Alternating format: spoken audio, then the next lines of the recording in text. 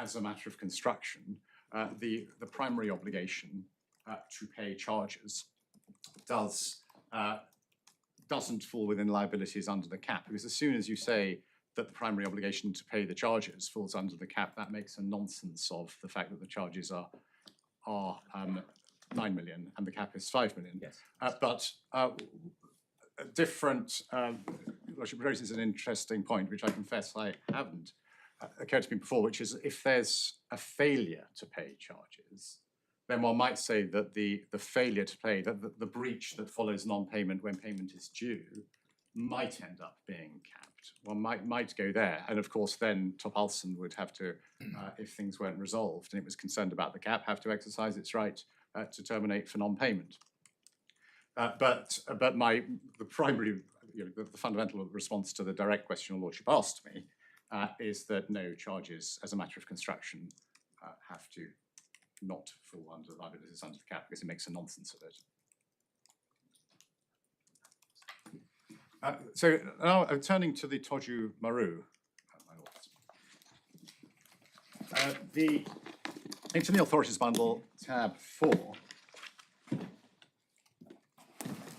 And the context is obviously different.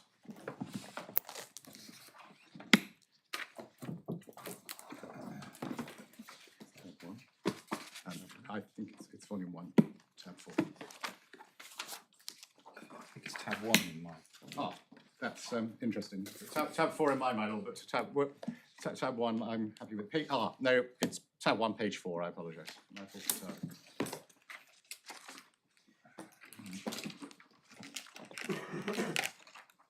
My tabs are virtual rather than physical, hence the confusion. So the context here is obviously different, because the cap in this case was a statutory cap under Section 503 of the Merchant Shipping Act of 1894. In the present case, we're dealing with contractual cap. So I don't suggest that the actual decision in this case is determinative of what's ultimately a construction issue on this contract, but rather, as the learned judge below actually correctly recognised, what Coulson relies on is the illustration given by Lord Denning, to which my Lord Phillips has already mentioned, to explain why he reached, in that case, the clear view that where one has a cap and a set-off, the set-off must be against the capped sums. And it's worth noting that whilst the facts of the Toju Maru concerned a statutory cap, the example Lord Denning gave of the laundry is, of course, a contractual cap. The facts perhaps don't matter that much, but briefly from the head note, my lords, salvage contractors agreed to provide salvage services in relation to the Toju Maru following a collision. The contractors were negligent, causing damage to the vessel, and there were 3 questions before the court. The third question is the relevant one for present purposes, which is whether the owner could set off the salvage price against the salvor's liability if there was any in negligence, and if so, which order do you do it? Is it cap first or set off first? So precisely our point. Now the arbitrator had held that set off comes first, leading to a situation analogous to this claim, and to use the figures in that case. The contractors were able to set off what was an £125,000 salvage price against their claim of £331,000 for negligence, leading to a net claim uncapped of £206,000, which was then capped to the statutory limit of £10,000. And so the result in that case was the salvors forwent their fees and they had to pay an additional £10,000. That then went to the Admiralty Court, where Lord Justice Wilmer held there was actually no applicable liability cap at all. And that needn't detain us, but it was to do with whether we're dealing with management of a tug or not. Then it went to the Court of Appeal, where Lord Denning gave the lead judgment.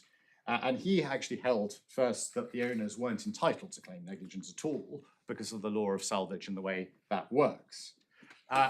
He then held, so clearly obiter, that if he was wrong about that, liability wouldn't be capped under the 1894 Act, because an act of negligence didn't involve management of the tug and so didn't engage the relevant statutory provision. And obviously over to again, if liability was capped, the cap comes first and you set off against the capped amount. And that he deals with that on page 50 of the authority.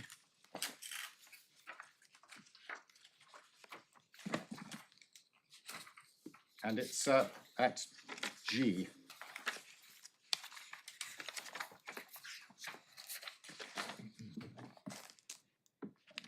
Just the paragraph that starts the third point only arises. I'm happy to read it out, but could I perhaps, for efficiency, ask your lordships to read just the highlighted section from the third point only arises down to we wish to give effect to them at D on the next page.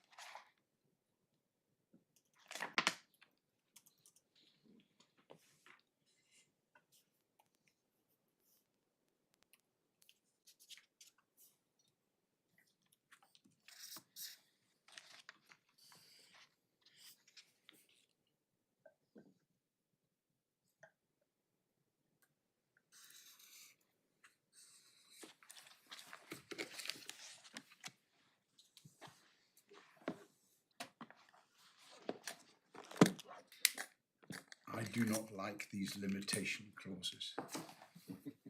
My lord, One yes. can feel a certain sympathy down the years when it's this 54 years ago. One can have a certain sympathy with that. And yet, my lord, he did give effect to them. Yeah, no, quite. I'm just I'm commenting on the sentiment rather than the example. And it looks as if, I mean, he says it's rather like the case put by Mr. Ackner, suppose a laundry. So it looks as if that was part of some submissions that were made. My lord, it does seem that way. So the then Desmond Ackner's submissions, yes. Okay, well, we've read that. Thank you. Thank you very much. And then for what it's worth, at page 58, one sees at G that Lord Justice and Salmon agreed, but what of set-off, I do not for myself believe that any question of set-off arises in this case. If, however, it does, I agree with the Master of the Rolls and Wilmer LJ that if, as I think the solver's liability is limited, then no more can be set off against their claim than the amount of this limited liability, just as nothing can be set off had they been relieved of all liability. And it's, I'm going to say that it looks as though Lord Justice Kominski also agreed, but it's slightly difficult to tell because at page 59, just below E, he says he agrees with Lord Denning's conclusions and reasons, but he doesn't expressly say whether that extends to these points, which, as I've accepted, are obiter points. Yeah.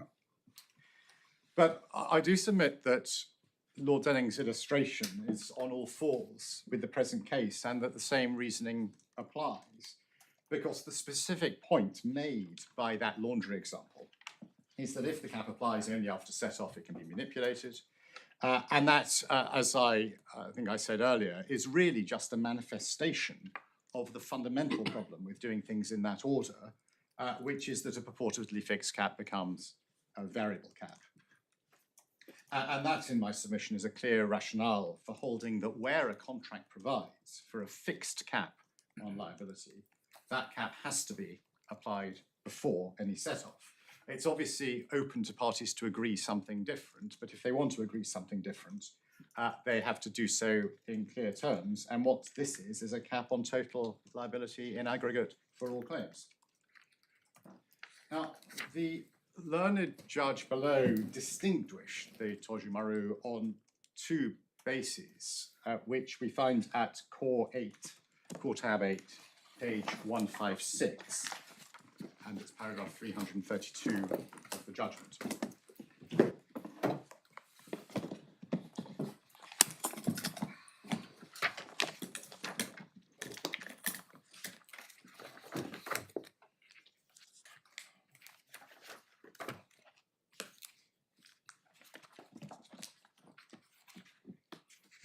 And again, for efficiency, could I just ask your lordships to read paragraph 332, please?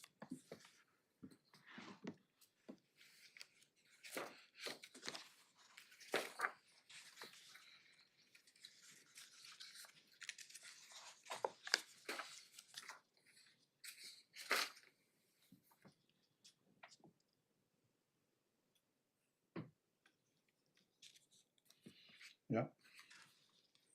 So focusing first, my lord, on the first half of that paragraph, there are in my submission two difficulties with the distinction that the learned judge draws. The first is that the question of whether a cap is a per article cap or a global cap actually has no impact on the mischief that Lord Denning identified, because Lord Denning's observation about an adroit customer applies to a global cap just as well. In either case, the customer could increase the value of the cap by withholding payment. And secondly, in a sense, to make that point good, the example that Lord Denning has there was in the context of the Tojimaru, whose facts involved a single claim and a single cap. So the Tojimaru itself was not a claim of multiple articles.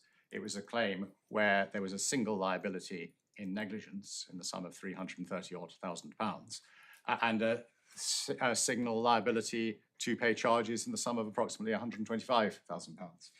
So that was not a distinction that Lord Denning considered to be a relevant one for present purposes. Now, the judge's second rationale for distinguishing the Tojimaru example, so the second half of her paragraph 332, is that on a true construction, this contract calls for a cap on net liability. And that is what I call the second question that arises. And that's, unless your lordships have further questions on the construction points on the cap itself, that's where I'll go next.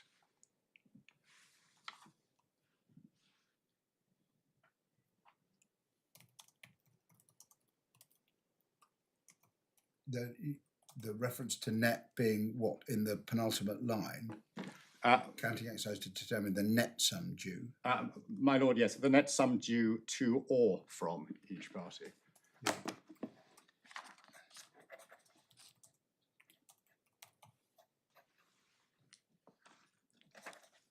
Yeah.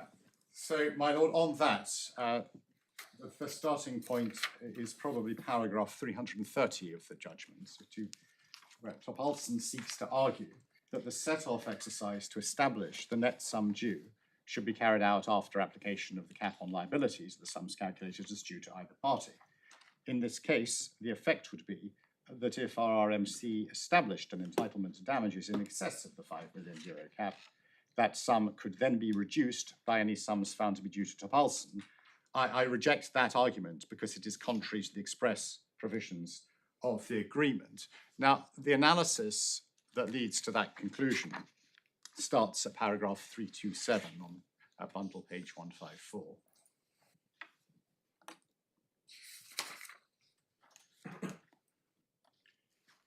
And just taking those in turn, the starting point at 327 is that the usual basis on which such damages are calculated is a net loss approach, whereby any gains resulting from the breach, such as savings made as a result of release from future performance, must be set off against expenses caused by the breach, such as cost of replacement, and gains prevented by the breach. damage, such as loss of profits.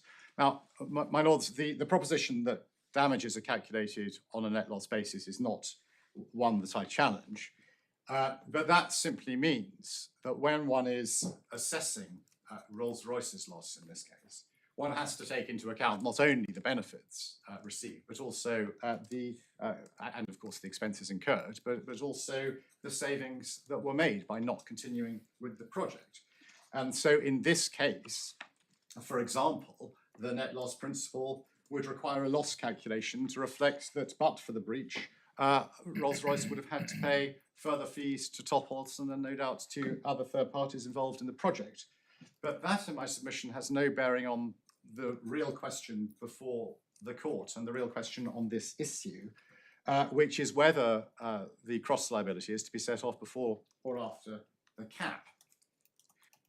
Now, what the judge below says at 328 is that the net loss approach is reflected in section 7 of the agreement, and then she lists various provisions, which I shall come on to in a moment.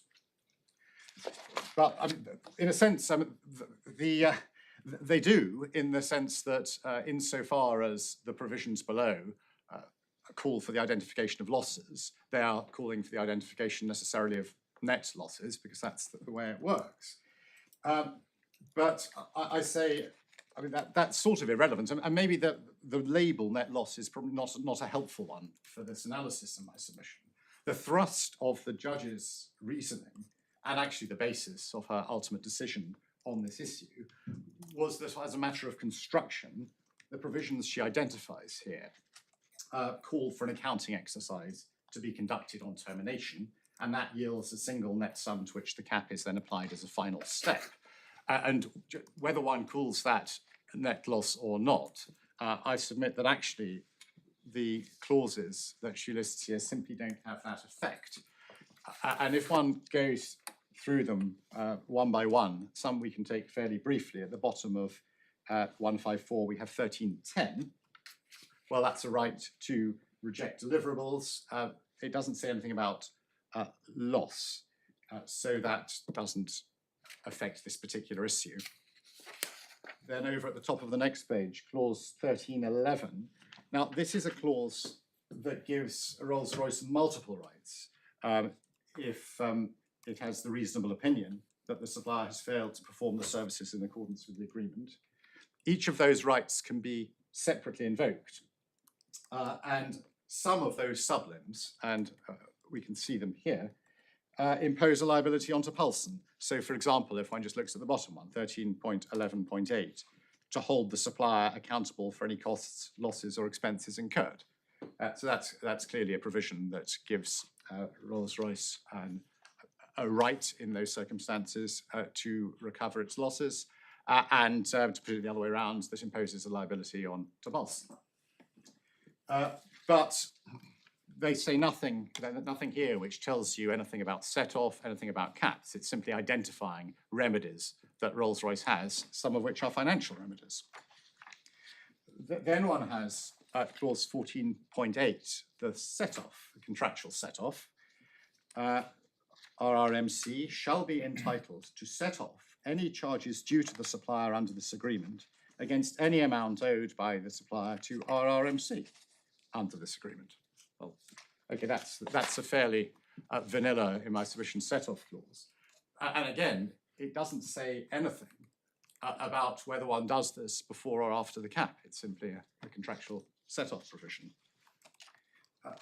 Then one has at the bottom of page 155 of the judgment, clause 26.1.1, which is the clause that sets out Rolls-Royce's sole liability to Topalsson in the event of termination, which is to pay for work carried out as at the date of termination and unavoidable incurred expenses, which, as it happens, don't arise on these facts and on the judgment.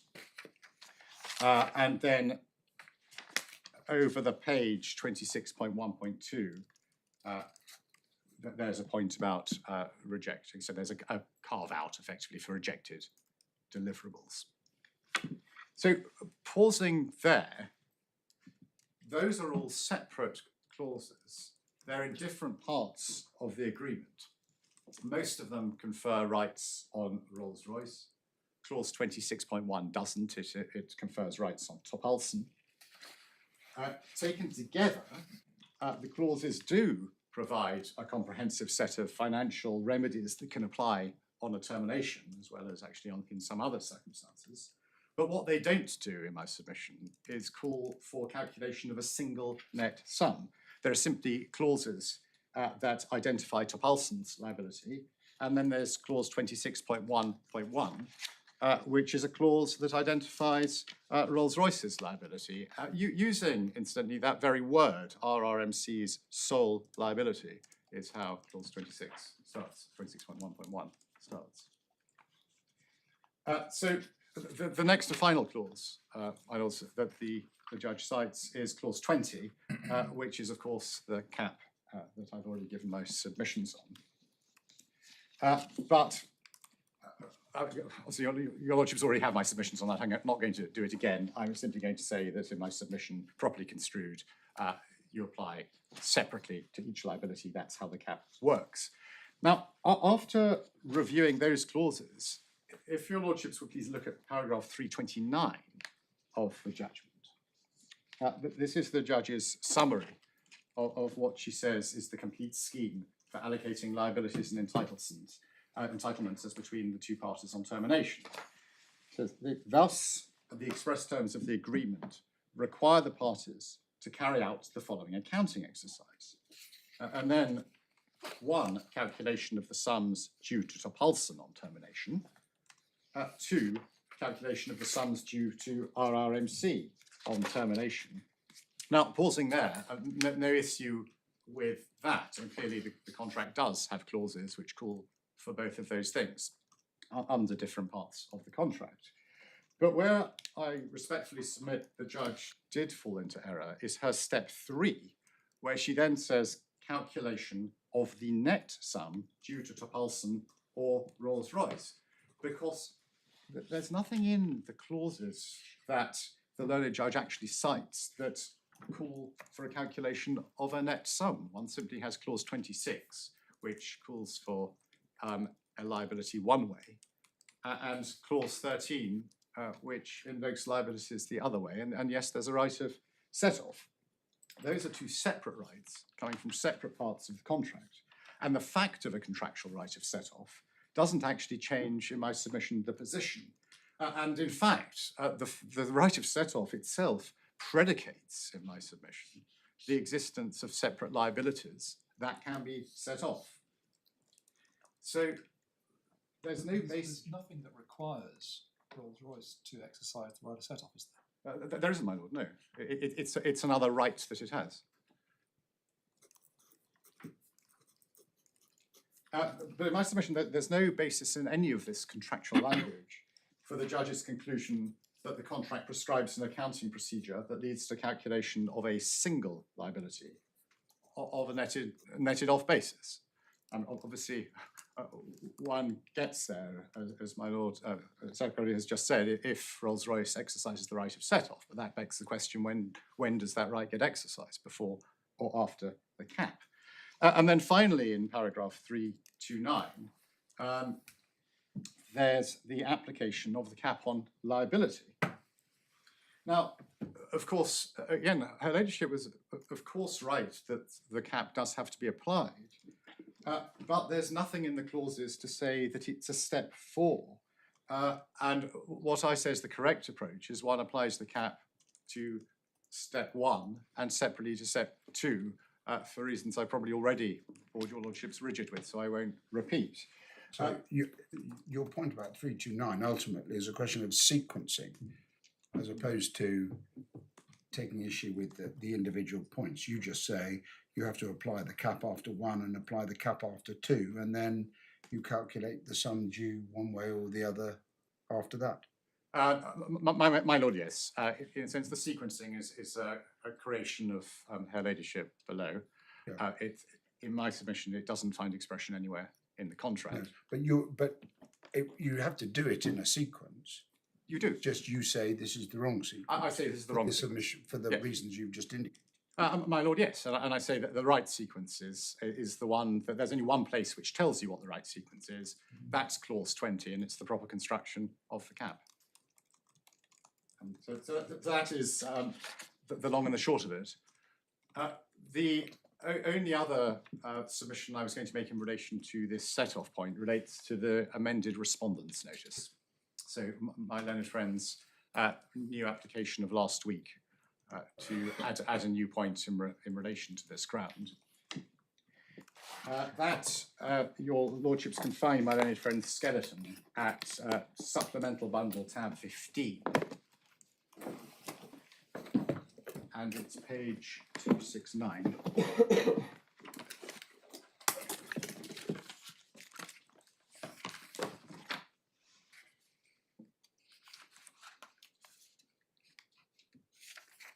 Yeah. And so this is my learned friend's point that what he says is the meaning and effect of the liability cap as and when it's to be implied, it involves double counting. Now, my lords, although that's what it says in paragraph 1, on analysis, Rolls-Royce's new argument actually has nothing to do with the meaning and effect of the liability cap. What my learned friend is actually doing is introducing an entirely separate issue, which is a contention that the judge double counted the sums she found to be due under clause 26.1.1 because she awarded them under clause 26.1.1, thereby increasing Rolls-Royce's costs of the project, but did not reflect that when calculating the loss figure of 8 million. One can see that that's actually the nub of what's being said by looking at paragraph 6 of my learned friend's skeleton argument. Although it's headed note, it's in fact critical to the reasoning.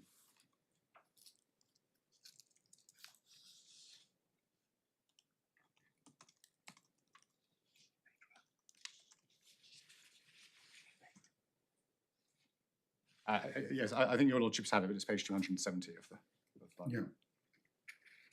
So now, my learned friend doesn't suggest this is an issue that was raised at first instance, so it really is a new point. And it sits apart from the construction issue. As I'll develop, it's also actually a point that, if taken to its conclusion, involves unpicking factual findings in the judgment as to the court's calculation of loss. And in my submission, that's not something that the court can sensibly entertain at this stage, not least because the materials one would need to do it are not actually before the court, most obviously the expert reports. But in my submission, actually, one doesn't get that far, because as a matter of logic, my learned friend's new point doesn't work. And that is because clause 26.1.1 of the agreement says in clear terms that on termination, Rolls-Royce is liable to pay Topalsson in respect of services carried out. That's what the judge held correctly, because clause 26.1.1 is clear. And it's unsurprising also that she held that, because the point wasn't actually in dispute before her. The question was what the number is, not whether or not there was a liability under 26.1.1. The judge then made findings as to the amount, and that was her €800,000 figure. And one sees that at paragraphs 333 to 340 of the judgment at core 8, page 157. We don't necessarily need to turn it up, my lords, but that's where it is. The question that my learned friend's new point really raises is whether, when her ladyship calculated damages due to Rolls-Royce, she should have reflected the 800,000 liability as part of the costs that go into the loss of bargain calculation. And if the answer is yes, she should have done that, then did she? If the answers are yes and no, by which I mean the judge should have, but did not, reflect the £800,000 liability to Topalsson in the loss calculation, the result is not that Topalsson has been doubly compensated. It's that the calculation of losses has been understated. And of course, if my learned friend is right, the judge should have found that Rolls-Royce's loss was 8.8 million as opposed to 8 million. And that's, of course, an entirely theoretical problem because of the cap. Even if the losses were understated by €800,000, it would have no impact at all on Topalsson's actual liability in respect of that loss. And that's got nothing to do with double counting. It's back to this fundamental point. This is what caps do. If the contract didn't contain a cap, the correct course for the judge, if indeed she got this wrong, as my learned friend suggests, and I submit it's not clear that she got it wrong actually, would not have been to increase the calculation of loss, and importantly, it certainly wouldn't have been to disapply clause 26.1.1, because there would be no basis for doing that. Clause 26.1.1 is clear in its terms, and it provides for liability on the part of Rolls-Royce to Topalsson on termination, subject to the carve-out which didn't apply on the judge's judgment. And equally importantly, this conceptual issue actually arises regardless of which party's right on the cap question, which is why I say actually it has nothing to do with what's actually before the court today. On either party's case. Because if there's anything in it, it's a separate point of criticism of the judge, the judge's calculation. Well, my lord, yes. And whether the cap is 5 million minus a cross-claim or plus a cross-claim, the adjustment to be made is to the loss calculation above the cap. It's not to be made. That's why you say it's theoretical. Exactly so, my lord. Yeah. So I do say the point actually goes nowhere, but were it to go somewhere, and so if your lordships are not with me on that, then I'm afraid we are into quite difficult territory, and that's because the question arises as to whether there in fact has been double counting. And that gives rise to two sub-questions, both of which are factual. The first question to which it gives rise is whether Rolls-Royce has got anything of value from the work that was done by Topalsson to which the 800,000 euros relates, because sums payable to Topalsson in respect of valuable work shouldn't be taken into account in calculating the loss because they've been of value. And that's not an analysis the judge did, because it's not an analysis that the judge needed to do, given that the point wasn't before her. And so one is really in quite difficult territory there, opening factual issues that weren't explored at all in the judgment for very good reason.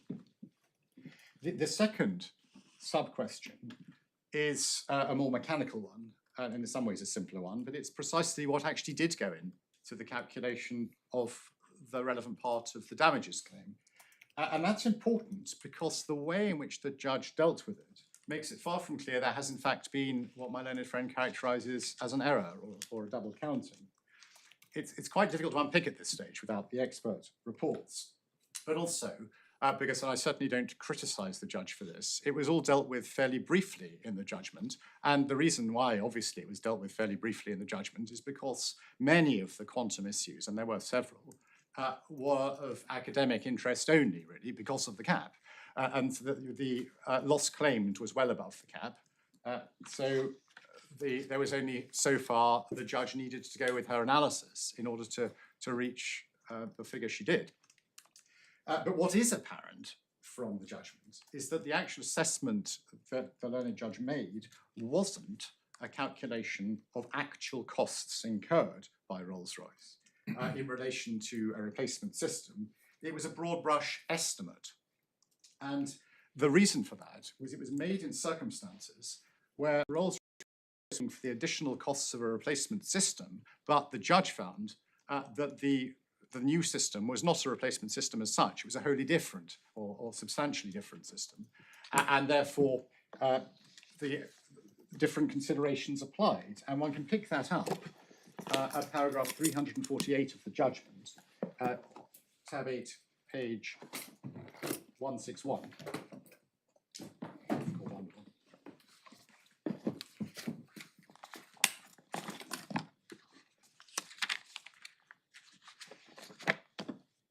Uh, 348. My lord, yes, the heading procurement of the replacement solution, and then there's a claim figure. So that's where it all starts, but the nub of it for present purposes is 352 over the page, 162, where the judge says there are a number of difficulties with this part of the claim. Firstly, the new solution is not comparable to the project which Topalsson agreed to undertake, and then she goes on to explain what it is more comparable to. Moving on to the bottom of 364, the other relevant point, 4 lines up from the bottom of 354, I'm sorry. The reason for delay is the strategic decision to adopt a different approach by finding a solution that can be integrated with the BMW landscape. In those circumstances, it's not open to RRMC to claim all of its losses during the full period of this delay. And then can I just ask your lordships to read paragraph 356 of the judgment, which is where the judge analyses the position.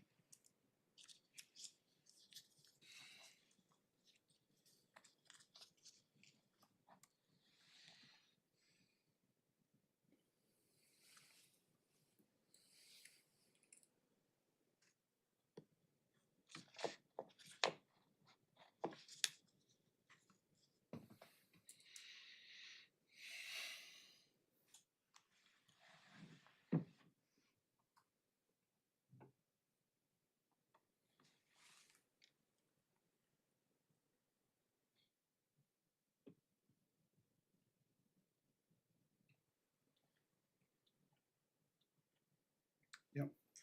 And so, and then at 357, for those reasons, RRMC's entitlement under this heading is limited to the estimated costs of replacement together with internal tendering costs, and elsewhere she explains that figure. So it's not quite as simple as allowing the additional costs of a replacement system for loss of bargain damages. What the judge awarded was the nominal cost of a system that Rolls-Royce did not in fact procure, assessed by reference to the difference between the contract price of the Topalsson contract and the second lowest technically compliant bidder, and that's what we see at 348. Now, given that understandably broad brush approach to estimating, it's not at all clear that had the £800,000 question come before the court, she would have considered that one had to add it, because this is, as I say, a broad brush estimate. But the real point is these aren't matters that can be explored now in response to an application to amend the respondent's notice that came only last week, because we just don't have the materials to do it. So I submit that if we're in this realm of having to look at what the judge actually did, permission shouldn't be given for the amendment. But my primary submission is actually it's fine, because one doesn't get there because of the logically prior question that I've already made submissions on, namely that the bit of the ledger this affects doesn't actually have any outcome, any impact on the outcome of the issues before the court. And the judge was not in error in awarding a sum under clause 26.1.1.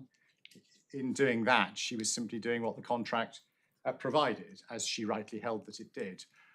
If there was an error, it's the other side of the ledger and not one that we can deal with today. So, my lord, subject to questions, I was going to move on from set-off to the contractual interest point. Yeah. Thank you very much.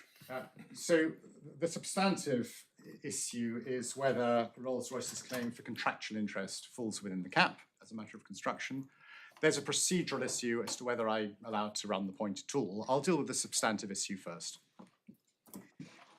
We deal with this in section C1 of our skeleton, which is called 3 page 27.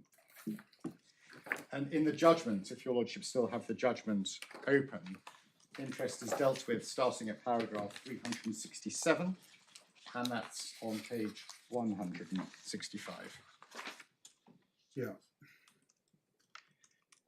This is, well, one can conveniently see the relevant clauses here, actually. We don't have to turn up the contract. So, 368, each party may charge simple interest at the rate of 4% per annum above the Bank of England base rate from time to time, compounded at monthly intervals from the due date for such payment until the date of actual payment. And then at clause 1412, there's something that ousts the Late Payment of Commercial Debts Act and makes it clear that 1411 is a sole remedy.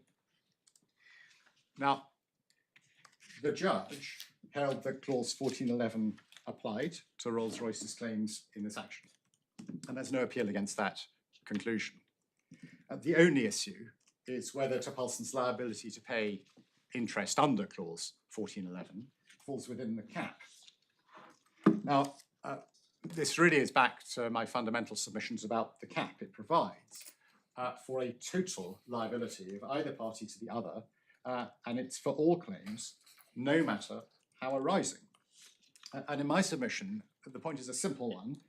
Liability to pay interest under clause 1411 falls within the cap because it's 1411 is a right that would not exist but for the contract. It is a right that arises only because the contract says it does, and as a matter of plain language, it's therefore a liability under the contract, under the agreement. There are no words which there could be carving out interest from the cap. And there's no principle of law which says that liability to pay contractual interest has to be treated differently from any other liability that arises under a contract. That being so, the short point is that liability falls within the cap because it is part of the total liability of Topalsson to RRMC under this agreement. And that really is the short point, my lord. I say that under this agreement is a broad concept. It's apt to cover any liability arising under the agreement, whether it's a liability to pay compensation or as here, interest. There can be no doubt that the cap was intended to have wide ambit because no matter how arising are words of width. Now, in our skeleton argument at paragraph 16 and 17, we refer to two authorities, that, both of which will be well known to your lordships, the Fiona Trust and Triple Point, as examples, but only as examples of cases where under this agreement, or in the case of Triple Point, under the contract, have been given wide scope. And I don't propose to go to those authorities now, because on this point, they don't really take matters much further. The short issue is that the words mean what they say, and a contractual liability to pay interest is a liability under the agreement that gives rise to a liability, just as in, say, Triple Point, liability to pay liquidated damages was liability under the agreement. Can you, just going back to basics, Yes. This was a claim for damages, as I understand it. Rolls-Royce's claim for damages. Well, my lord, a guarded, yes. There's a bit of a dispute about that, which comes under the next issue, which is the statutory interest question. The reason I say that there's a bit of a dispute about that is because if the contract has this sort of entire scheme for allocating liabilities either way, we say that actually on analysis the claim is a claim for an indemnity. But I mean on either. Well, however one looks at it, Yes, my lord. the contractual right to interest is from the due date. My lord, yes. What was the due date? Yes, my lord, the due date, the date on which the liability to pay the loss arose, which presumably was the date of termination. On the analysis that the loss was suffered as a result of termination of the agreement. So that's what the judge did, was calculate interest from the date of termination. Is that right? I think that's right, my lord. But can I come back to you on that point, because I don't want to mistake the position. Yes, good point. The point is, it depends. There were different parts of the claim and different pots of money. In respect of expenditure, I think she calculated from the date of loss, so the date on which the expenses were incurred.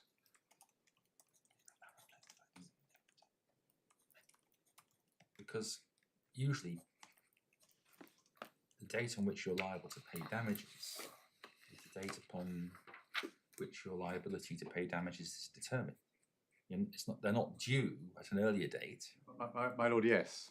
But that interestingly suggests that it's, in a sense, is grist to my mill that actually on analysis it's an indemnity claim arising under clause 13 of the agreement.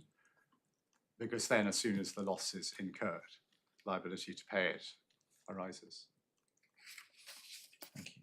So on what basis was interest calculated from the date the expense was incurred? Is that because it was assumed that was a claim under 13.11.8? I think that's the position, my lord. Yes.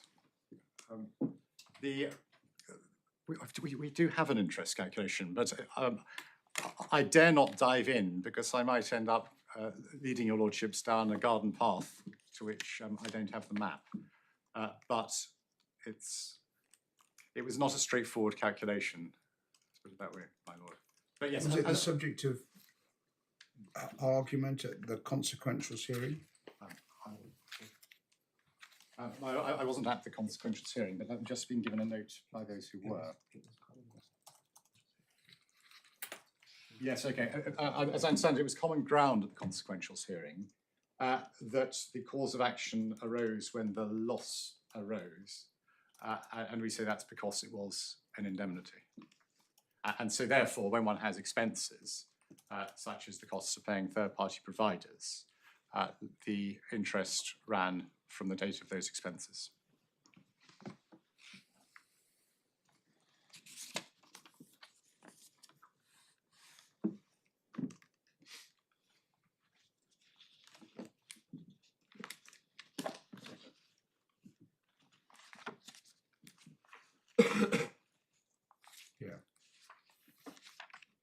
But it's your case that actually nothing is due by way of interest.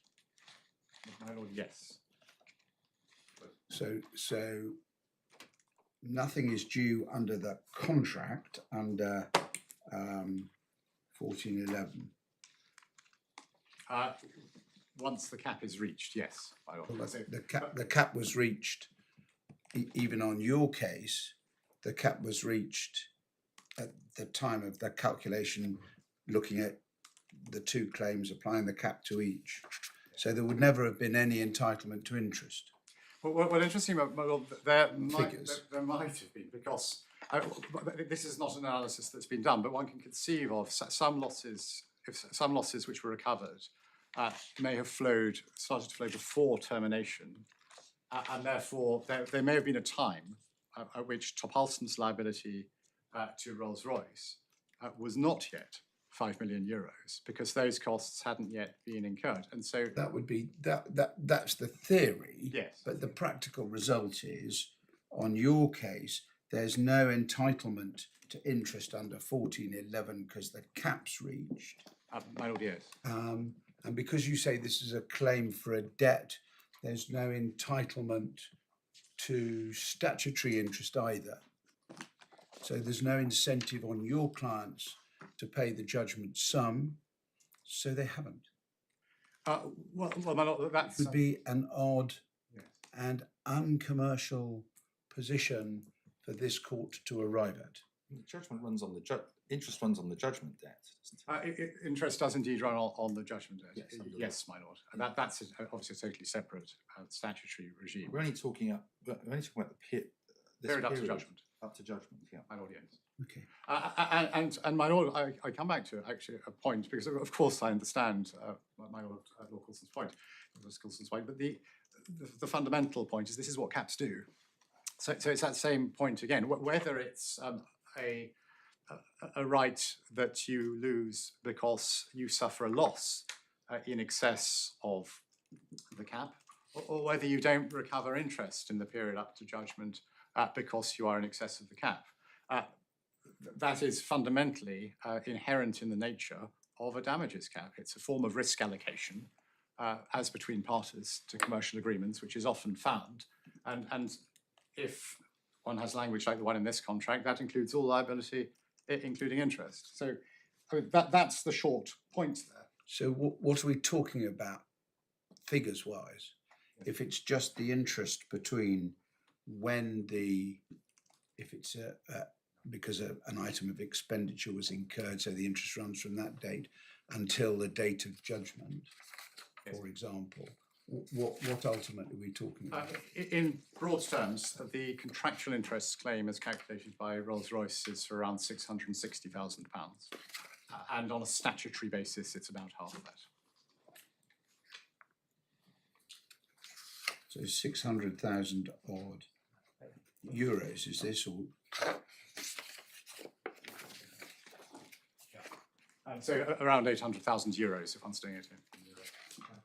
Okay, so these figures were in sterling, 600,000 odd under the contract and about 300,000 odd under the under statute. My lord, yes, and actually there's, my learned junior has reminded me that a paragraph,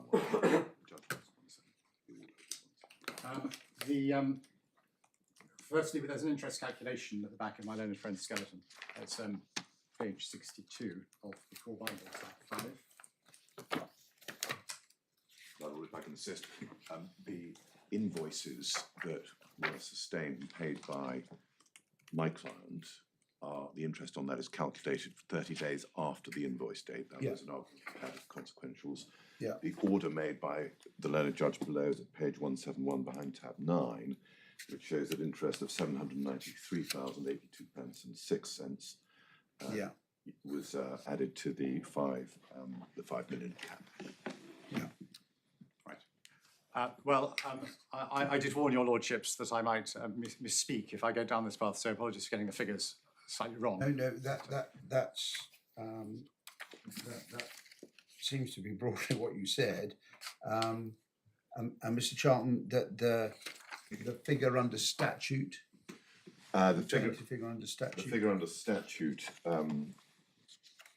is a different one, and I'll take instructions on that. All right. Well, at the moment, the figure tentatively suggested by Mr. Labby is 300,000. So I suspect it's probably because it's about half of the Yeah. contractual, but let's call it approximately. well, that's what I'm What do you doing. mean by the figure on the statute? Because that's completely a large. isn't it? Well, my lord, if on the cross appeal, if it is right that there's no contractual interest under 1411, but Section 35A interest runs, then there's a different regime because it's not compounded and so on and so forth. But the rate is then completely at large, isn't it? There's no. I don't know. How could you know what it would be? Yes, so I think the answer is, my lord, that there was a sort of dispute about that at the consequentials hearing, and the judge chose a rate. Now, the rate she chose, I'm afraid, again, maybe someone will pass me a note, but I can't tell you what it was. I'm now suffering from not having been at the consequentials hearing. My lord, I can give you the figure on statutory interest. It's calculated and set out at page 60 of the bundle, behind tab 5,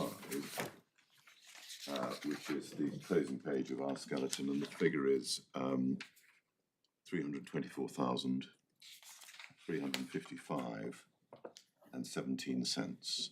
So that's using the rate which the judge considered appropriate for post-judgment interest.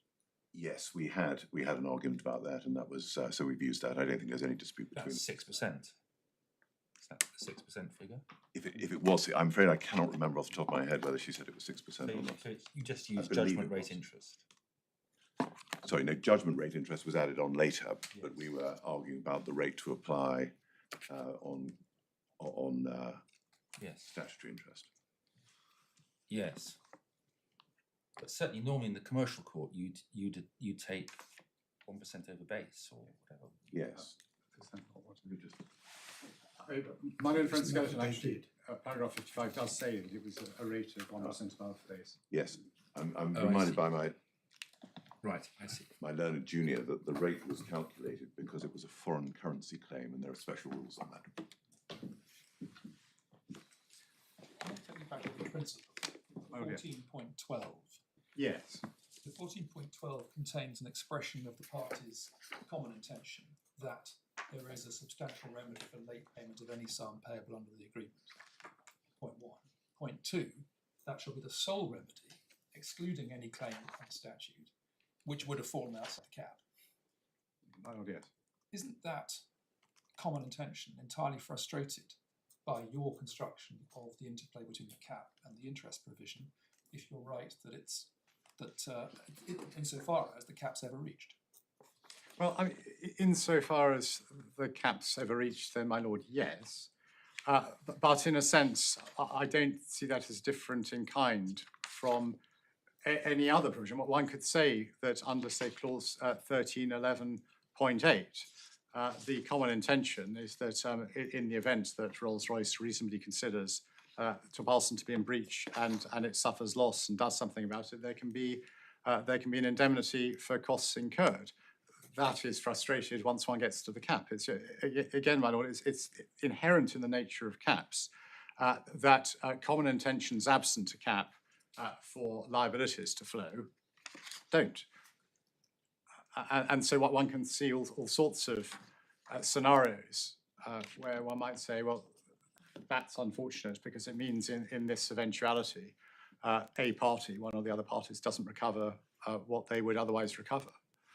But as I say, that's just the nature of the cap concept. Now, the way this, of course, played out in the judgment, the judge didn't, in her main judgment, address the question of whether interest should be within or above the cap. She did, however, in her reasons for refusing permission to appeal on the point. And her ladyship's reasoning is at core bundle tab 11, bundle page 178.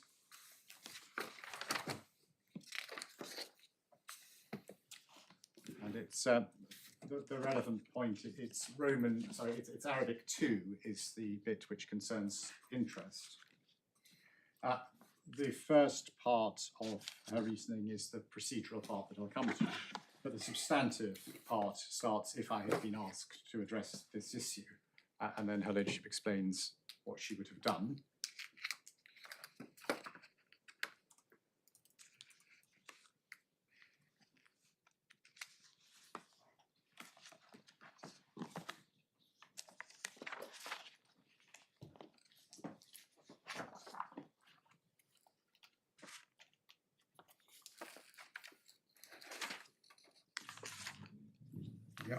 And my learned friend adopts and expands upon those at paragraph 45 and following of his skeleton argument, which is at tab 5, starting at page 57. I'm just dealing briefly with his point. So his first point is that the phrase liability under this agreement means only the financial consequences following a breach. And I say, well, the short answer to that is that liability to pay contractual interest is a financial consequence following a breach. The second point is paragraph 47, is that he says the interest provisions have no life of their own. They only come into play when a party is liable and fails to pay that liability. Well, that of course is correct, my lords, but it doesn't actually advance matters. My learned friend then goes on to say, this is therefore not what the parties intended by the use of the word liability, but that I submit doesn't follow, because clause 14.11 is of course contingent in the sense that it only kicks in where there's breach of an obligation to pay a sum that's due. That's what the clause says. But one could equally say that the contractual indemnity on which Rolls-Royce relies for its claim is also contingent. It kicks in only when there's been a breach of an obligation, or in the reasonable opinion of Rolls-Royce, there's been a breach of an obligation. So there's no distinction of principle to be drawn between those two things. Both are liabilities under the agreement.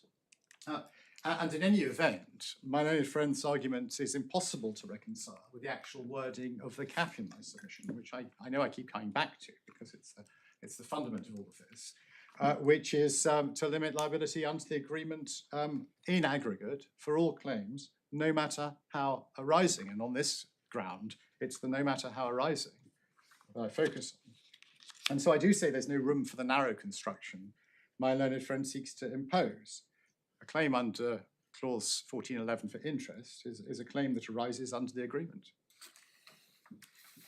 The third point my learned friend makes, this is his paragraph 49, is that what my argument is repugnant to common sense. And the thrust of the argument there, of course, is that Rolls-Royce isn't compensated for its loss. And it's really the point that my Lord Justice Coulson's already made in question to me. And my answer to it is the same, which is that, yes, that's what caps do.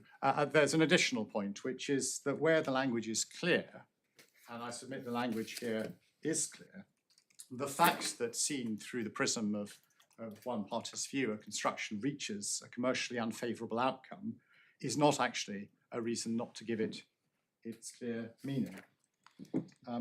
The final point my learned friend makes in paragraph 50 is that interest is an important ancillary remedy, and so clear words are needed to curtail it. I think, as your lordships may anticipate, my answer to that is, well, there are clear words that curtail it, and they're the words of the cap. So that takes us on to marker study, which is, as far as we've been able to ascertain, the only prior authority dealing directly with the interaction of contractual interest and a cap. And it's in the authorities bundle, tab 6, I hope, page 212.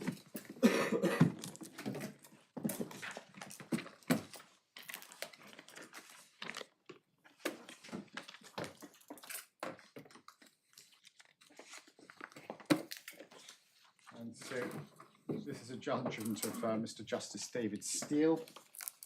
The context is it's a case where insurers had alleged widespread breaches of contracts by defendant claims handlers, as a result of which they were exposed, they said, to greater liabilities than they would have otherwise been exposed to. And there was a trial of preliminary issues, of which this is the judgment. One of those issues was whether a cap included or excluded interest claims. The point was fully argued with leading and junior counsel on both sides and before an experienced commercial court judge. And the relevant part of it is at page 219. And it's issue 8B2, my lords, just above paragraph 18. And one can see here what this this cap says. Ensley's total liability in contract, tort, a few bits and brackets, misrepresentation, restitution or otherwise, arising in connection with the performance or contemplated performance of the agreement shall be limited to the aggregate amount of fees received pursuant to clause 6.1.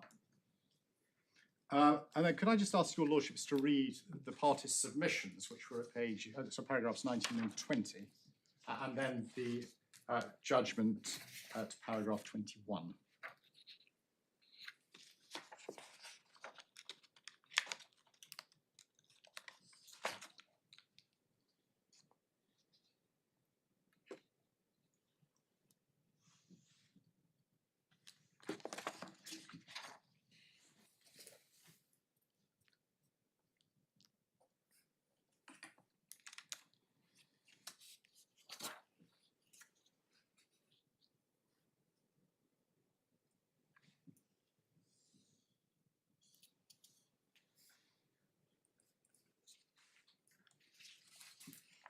Couldn't be said to be overly verbose.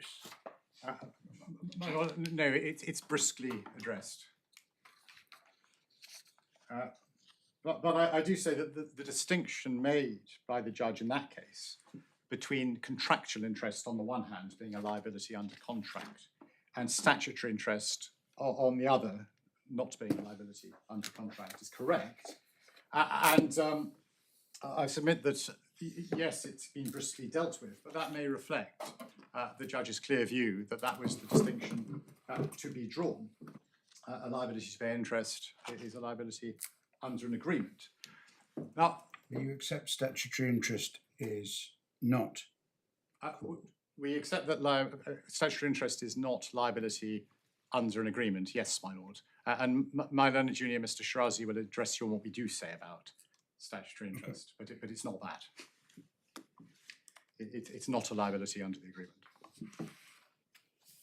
Now, my learned friend says that market study was wrongly decided, and he says that in paragraph 52 of his skeleton, but he also distinguishes it on two bases. The first basis, paragraph 52.1 of his skeleton, is that he says that the cap in market study is broader than our cap because it relates to total liability in connection with the performance or contemplated performance of the agreement. Now, I must say, my lords, it's not entirely clear to me that that is a wider formulation than total liability under this agreement, no matter how arising. But the more important point is that it's not actually wider in a relevant way if it's wider. And my learned friend hasn't identified any basis on which it could be said that interest would fall within the marker study cap if it was contractual, but would not fall within the Topalsson cap. So insofar as there's a difference, it's not one that's of relevance. And in any event, it's very clear from the crisp judgment at paragraph 21 that the focus, and this is 21 of marker study, that the focus of the judge's analysis were the words total liability in contract. The question was simply whether liability to pay interest was a contractual liability, and the judge answered yes, and no for statutory interest. And precisely the same question arises in our case, regardless of the precise wording of the cap. Now, my learned friend's second point of distinction, which he makes at paragraph 52.2 of his skeleton, is that in marker study, there was no consideration of the specific terms of the contractual interest provision. And here there's the sole remedy provision, which has to be taken into account. But again, yes, the provisions are different, but not in a relevant way, because fundamentally the question in my submission is one that leads to the same answer in both cases. In marker study, as here, the principal guide to the right answer is the contractual language. And in our case, I submit that it is actually clear if all liability under the agreement is capped, however arising, that would include liability under clause 14.11 of the agreement. Now, that's all I was going to say on the substance of the interest ground, my lord. There's then the two-pronged procedural question. The first is whether I need to amend my pleading, and the second is, if so, whether I should have permission to amend my pleading. The starting point probably for this is to show your lordships what the judge said about this issue during the consequentials hearing, and that's in the supplemental bundle at tab 4, at page 140.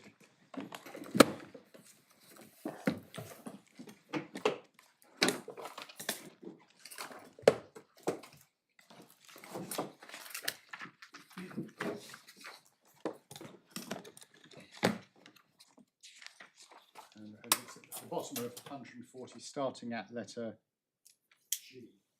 I can just ask your lordships to read that, because it's right so you know the judge's view was. Yeah. So the judge was absolutely right that the legal arguments on this issue were not identified, certainly not put in lights in the pleading, but I submit that they were open on the pleading. The relevant plea is in core 20, page 325.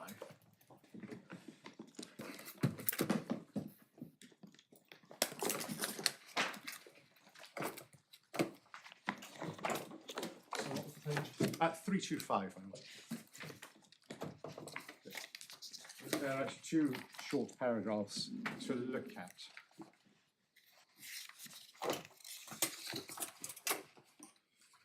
The first is paragraph 138, which deals with interest head-on, and that says what it says. I accept it's not a particularly illuminating plea, my lords. It doesn't explain. You take a positive point, you have to plead it.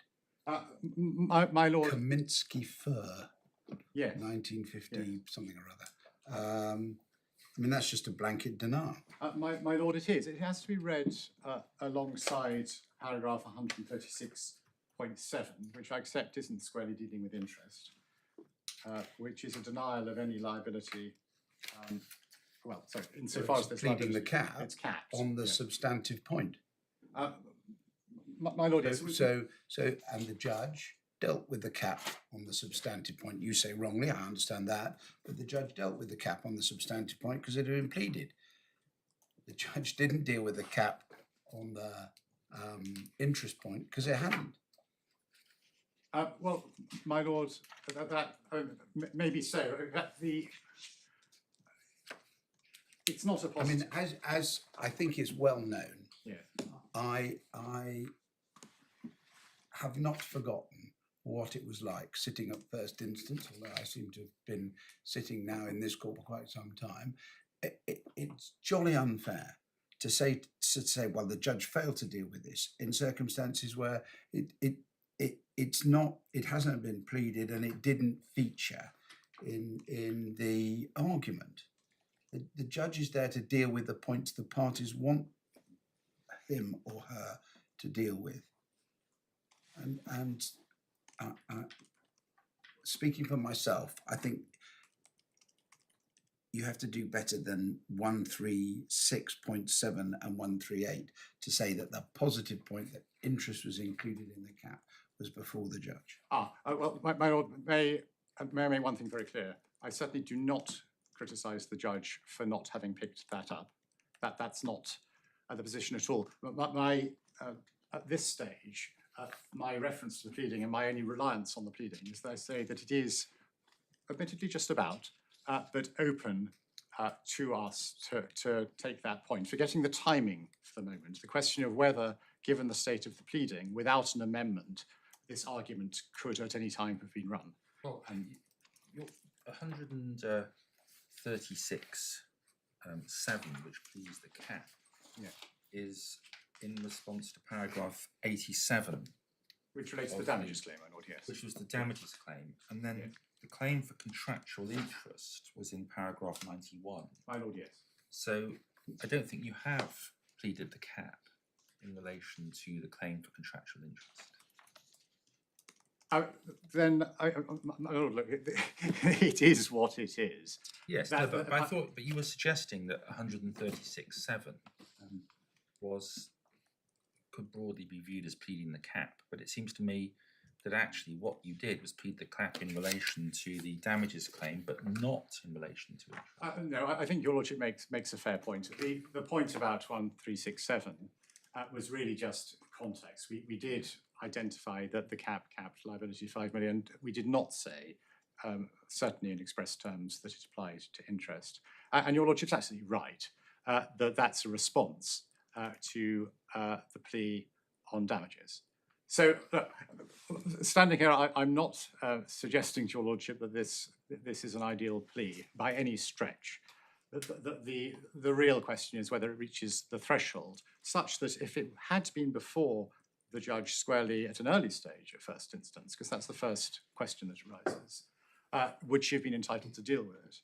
And I say that in the absence of any Part 18 request on the bare denial, because of course I have to accept it's a bare denial, then the point was technically open. I don't put the point any higher than that.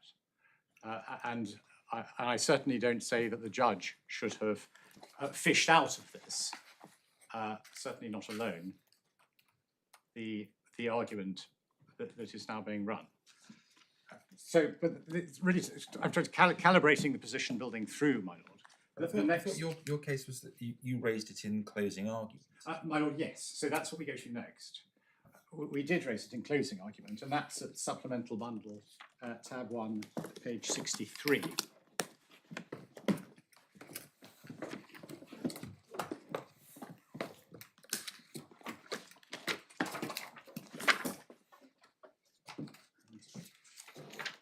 So, section G1, structure and maximum extent of claim, and then it's paragraph 200, the final sentence. For the present purposes, it is sufficient to note that regardless of the court's conclusion of the actual amount, if any, of RRMC's loss, damages, including any contractual interest that is held to be due, cannot exceed 5 million. Now, I accept that that is not an expansive treatment, and would of course concede, my lords, why the judge wouldn't have picked it up. So I don't criticise the judge. You're dealing there with the cap on the damages claim. Exactly. So it is absolutely en passant. That is right. But the point is there, my lord, and it is unequivocally. It's 10 words Yes. in 377 paragraphs. Speaking for myself, it's not there. It's just not. It's not fair on the judge. 116 pages. She has to wade through 10 words buried in a subclause. Aha, it's there. The civil procedural rules have moved beyond that, Mr. Lammy. My lord, yes, and I, to reiterate the point, of course, I'm not criticising the judge for not picking that up. But the question is a slightly different one, which is that the point was, of course, taken at the consequential stage. And the question is whether it's a point we should be allowed to take now. And that's really the context in which I'm raising these issues. Well, as far as the consequentials is concerned, the judge said, well, this isn't pleaded, wasn't an issue, Yes. and therefore I declined to deal with it.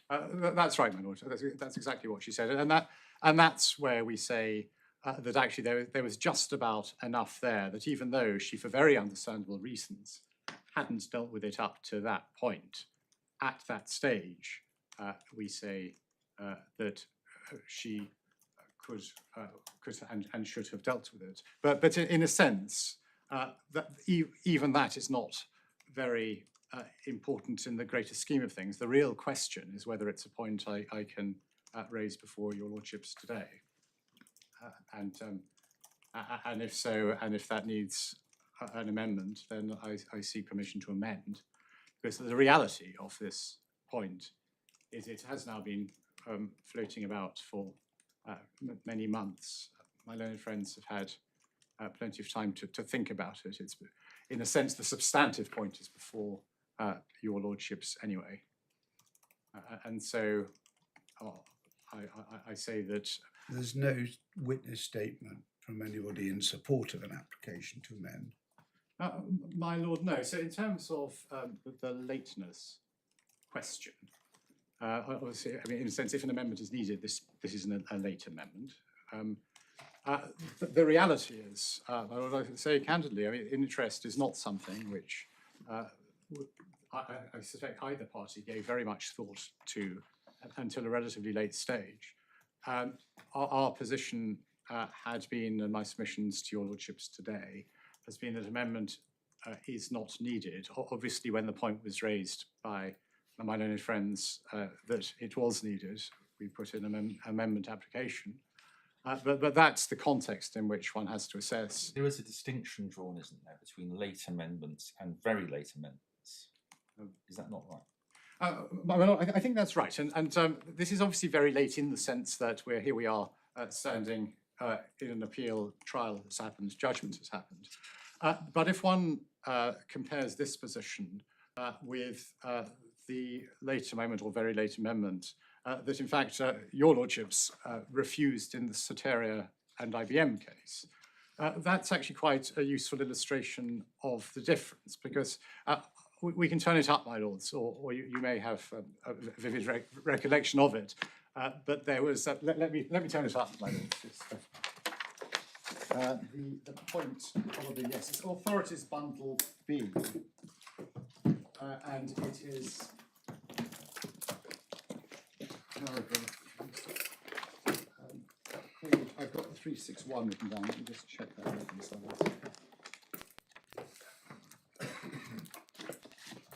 Yes. It's tab 11, my lords. We don't have any tabs in the bundle. Right. The authority starts on page 319.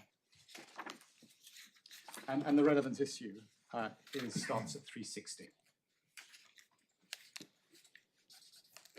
You do have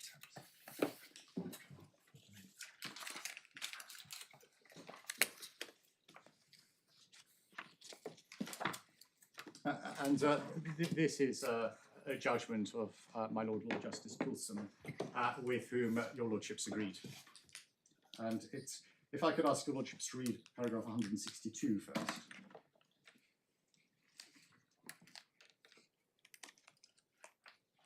Oh, I'd forgotten it was marker study. Coincidence, my lord. Well, you say that.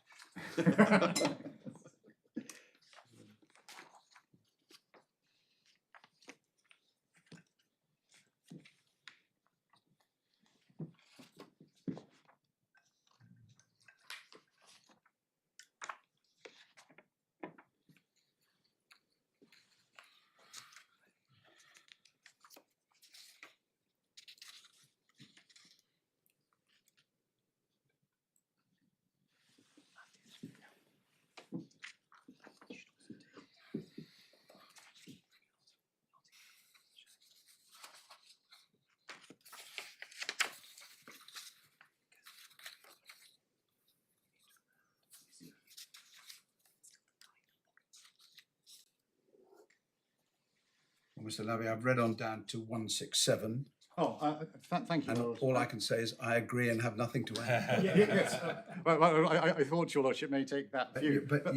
You're taking us to this presumably to say, well, if you look at some of the difficulties, such as 176, where we're dealing with stuff that was not explored with one of the key witnesses, you say, well, this is different. I do, my lord. That's the point. That's exactly the nub of the point. And the same in an authority that's in the bundle, a caster, where the Master of the Rolls actually looked at late amendment at appeal stage. You say it's a pure point of construction which follows on from the points which are already. My lord, precisely. And of course, if the other side has time to deal with it and so on and so forth.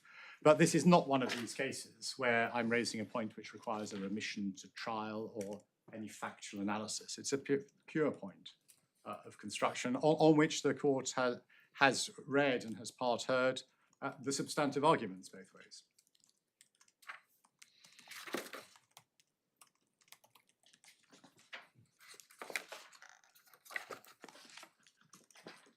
And the permission now would have no impact at all on proceedings. It would simply be part of your lordship's judgment. No further procedural steps, no difference in any way. And as I say, my lord, the sort of slight artificiality of the position, I don't say that in a pejorative sense, but it's here we are arguing the point of substance in any event. We could make the grant of permission conditional on payment of the 4.2 million. My lord, clearly your lordships have power to do exactly that.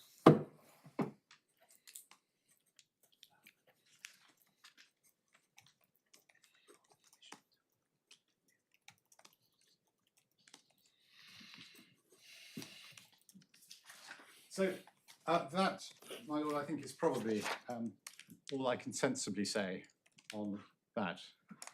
Or at least if I continued, it would not go in a more sensible direction.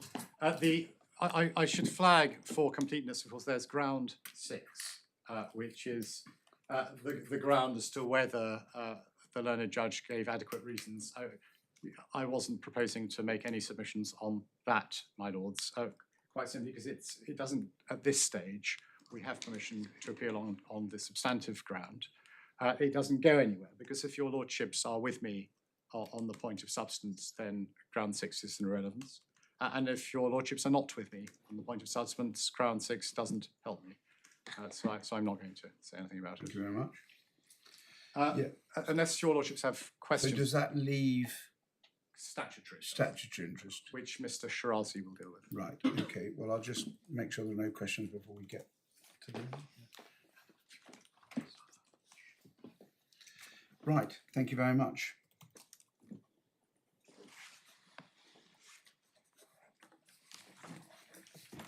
Yes, statutory interest. Yes, my lord, my lords. The cross, which is the subject of the cross appeal. Now, Yeah. the way the cross appeal arises is as follows. It's common ground that contractual interest runs on the claim. We say that it's caught within the cap. They say that it isn't, but it's common ground that contractual interest runs. And the issue is whether where contractual interest is already running, the court can and should award statutory interest. We say the answer to that question is no.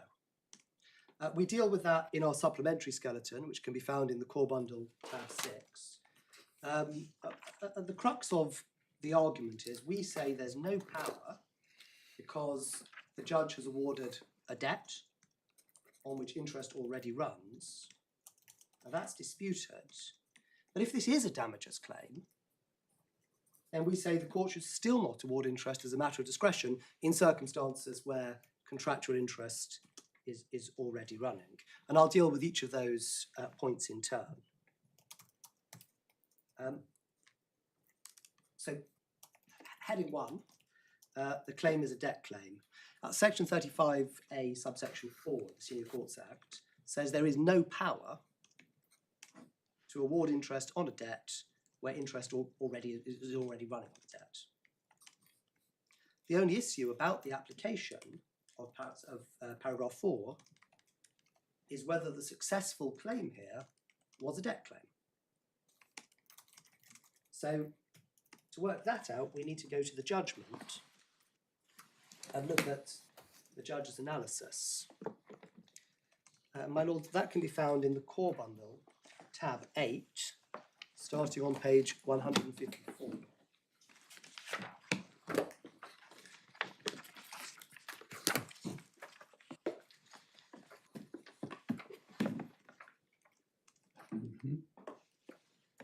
She starts at page 300, paragraph 324, where she records that RRMC claims damages for a punitive breach, alternatively termination claims under the agreement. She then goes on at paragraph 328 to consider the various bases under which rights arise, and she identifies. Well, she's identifying net loss. She's She's identifying the clauses that she says reflect the net loss approach, and that's net loss for a damages claim. I think she's saying The that usual basis on which such damages are calculated is a net loss approach. That's 327.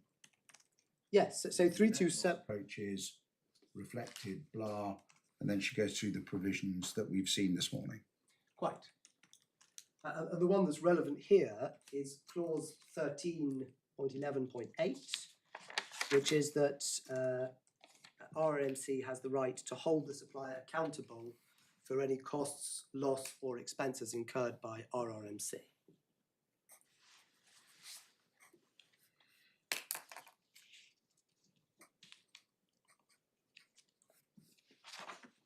And then she goes on, importantly, in paragraph 329, to address her analysis of the way that this claim works on termination. And she says the agreement contains a complete scheme for allocating liabilities and entitlements. And she then goes on to analyse the various rights that arise under, on the one hand, clause 13.11.8 in favour of RRMC and clause 26.1 in favour of Topalsson.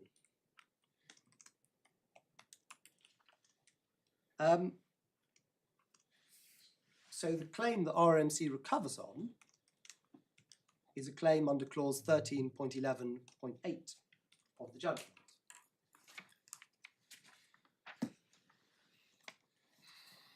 Now, a claim under a clause of this sort, which grants a party the right to hold the supplier accountable for any costs, losses, or expenses, it is an indemnity. As I understand it, that is common ground. What appears not to be common ground is that a claim for an indemnity gives rise to a debt claim rather than a damages claim. That's trite law. And it's an analysis of it can be found in the authorities bundle, tab 5, which I think my laws have as bundle A, starting at page 199.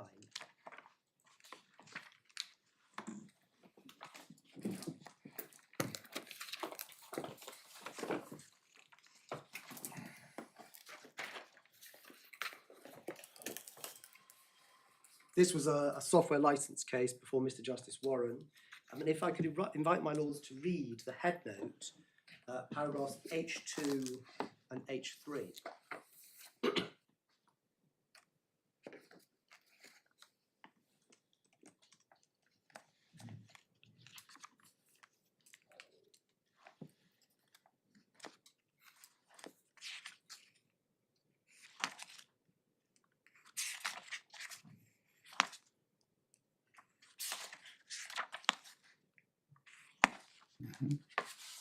So those are the facts. points. There was a breach of the contract in respect of the misuse of IP. And then over the page at H6, there was this indemnity clause. And then there was a hearing of a preliminary issue and an application by the defendant to adduce expert evidence at trial on various particular points. Various arguments were raised. The one that's relevant for present purposes is the one that can be found halfway through H10, which was it was also argued that as a matter of law. Sorry, page 200. Yeah. Paragraph H10, halfway through.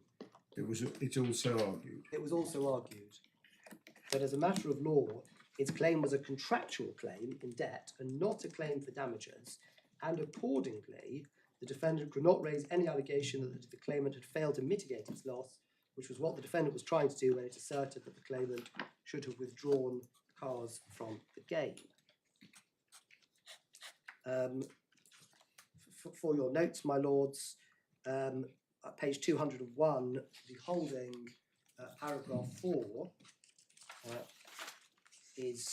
summarises the judge's conclusion. But the judge's more detailed analysis can be found at page 208, paragraphs 29 to 32.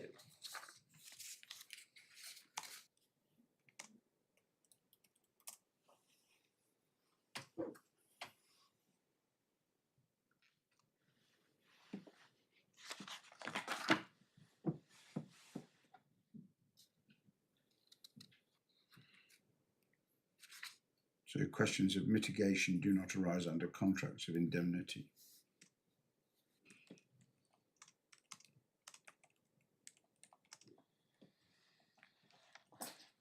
Yeah. Precisely.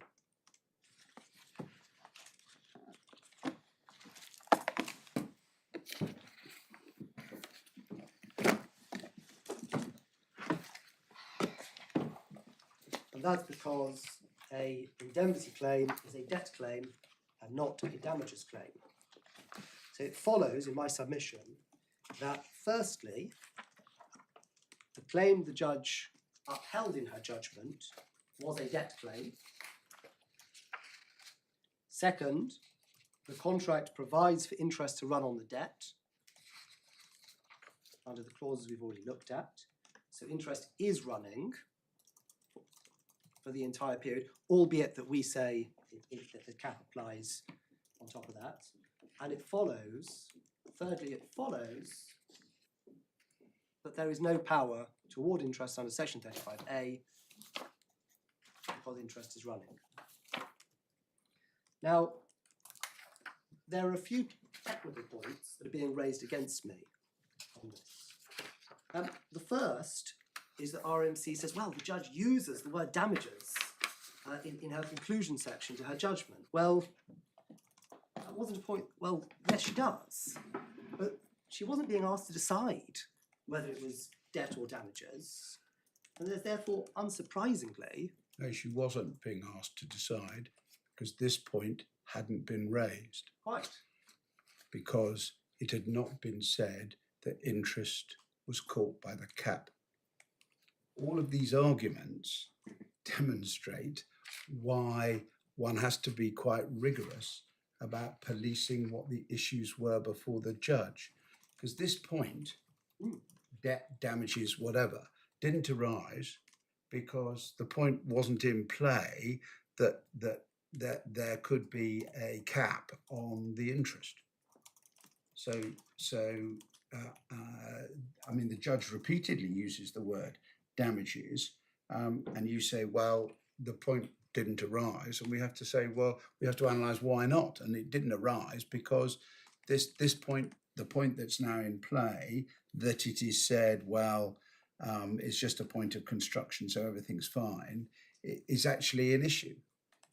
So it's like dominoes. That's a fair reading, isn't it? I mean, we're into this now, fascinating though it be, we're into this because the point has now arisen that interest is caught by the cap. Well, that's not quite right on the basis of the pleadings as they currently stand, and I'll come back to that if I may, because I was going to deal with that slightly later. But my lord has exactly the right point, which is where the judge says damages, that's not because there was a bigger argument as whether this was debt or damages. That's because she was using damages colloquially in circumstances where it wasn't a point that she was asked that she had to decide. And so there's no weight to the fact that she uses damages. That's not a reason to say that this is a damages claim. The second point, the second technical point, is it said that I can't take this point because I haven't appealed the judge's finding that this was damages. But the judge didn't make that finding for exactly the same reasons. And Well, anyway, is that right? And if you look at paragraph 324 yes. of the judgment, she says claims for repudiatory breach, alternatively termination claims, the established principle on which damages are awarded is at 325, principle affirmed 326, usual basis on which damages are calculated as net loss, and then 328, the net loss approach is reflected in section 7. And then she goes through the analysis and reaches the conclusion that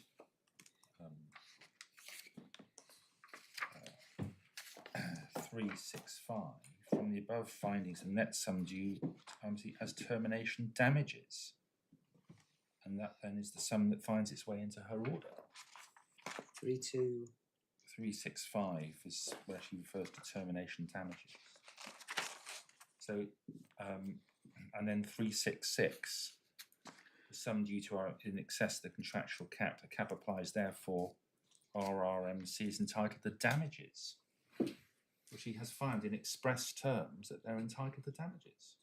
Well, my point there is that if one looks at her reasons in paragraph 329, her analysis of the way in which this scheme operates, what she says is that the agreement provides a complete scheme.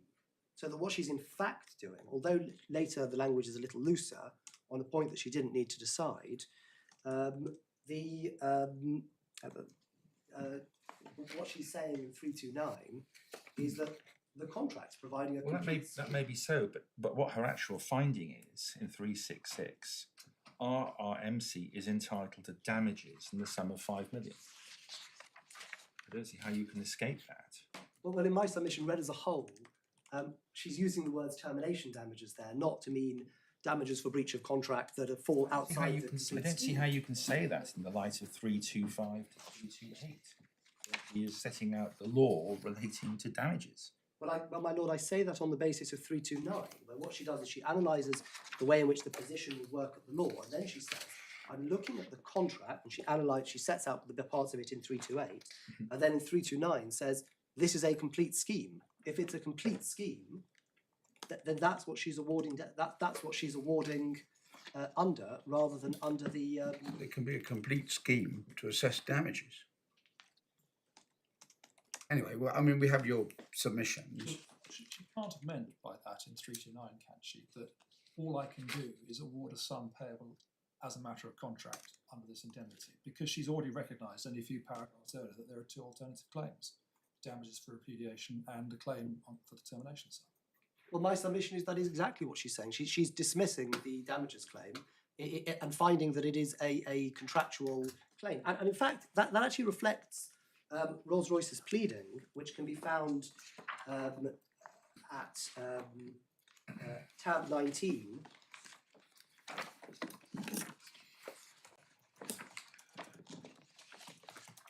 Oh, sorry, core bundle, tab 19, page 253,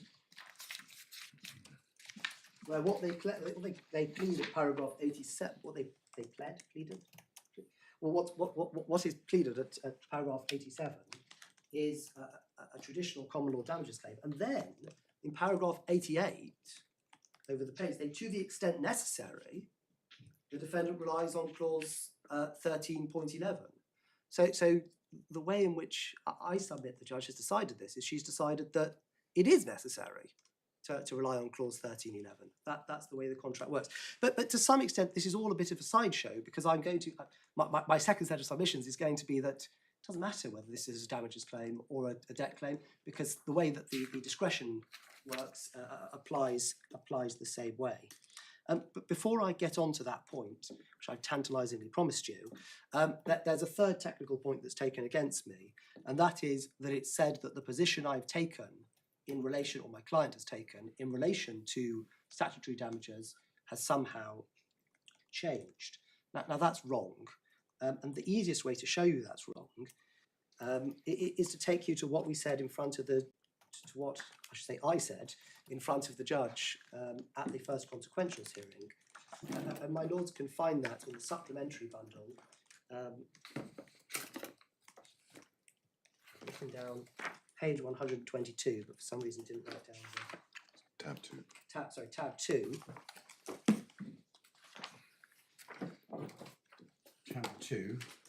Supplementary bundle, tab 2. So this is the skeleton, your skeleton for the consequential It is my skeleton for the consequential hearing, Yeah. which this was. paragraph. And my lord will see that page 122, section B1 was the captures any claim for contractual interest. B2 was submissions no power to award statutory interest. And then B3 was if there is a discretion, it should be exercised to award no interest under the Senior Courts Act. So my lord will see that this is we're running exactly the same argument that we've run throughout these proceedings, and we adopted the same position in our provision to appeal skeleton and the same position in the appeal skeleton. But even if there was some confusion about this, it makes no difference. This is a purely legal point. Damages. I promised I'd come on to this, and now I am. Yeah. And this is the second part. That's even if this is a damages claim, or even if properly analysed there was a damages claim, it makes no difference.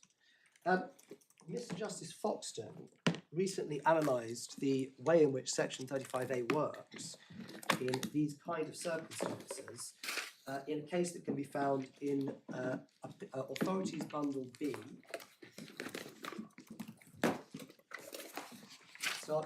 Starting at page 410.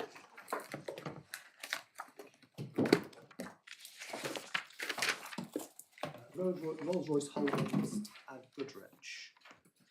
This was a consequentials decision, which, given the values in dispute and the eminence of the lawyers involved on both sides, was, as you would expect, very fully argued.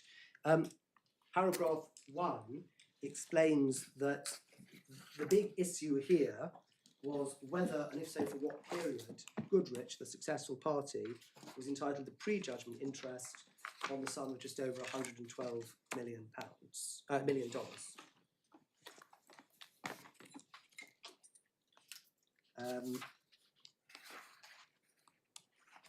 And the crux of what happened was there was a contractual interest provision. Goodrich didn't plead that contractual interest provision, so didn't claim under it. Rolls-Royce, a different Rolls-Royce company, I should say, to the one we have here, advanced the argument that where there is a contractual right to interest, that ousts that either ousts the court's power to award interest under paragraph 4, or the court should not award interest under the operation of the discretion.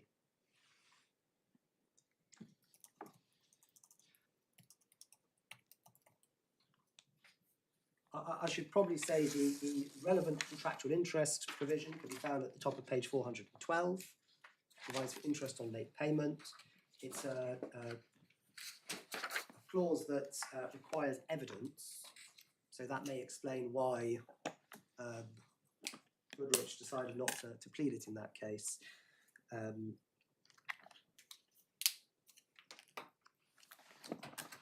But Mr. Justice Foxton did a very full analysis of the way in which the law works, and that can be found at page 413 paragraph 8, he quotes the relevant parts of section 35A.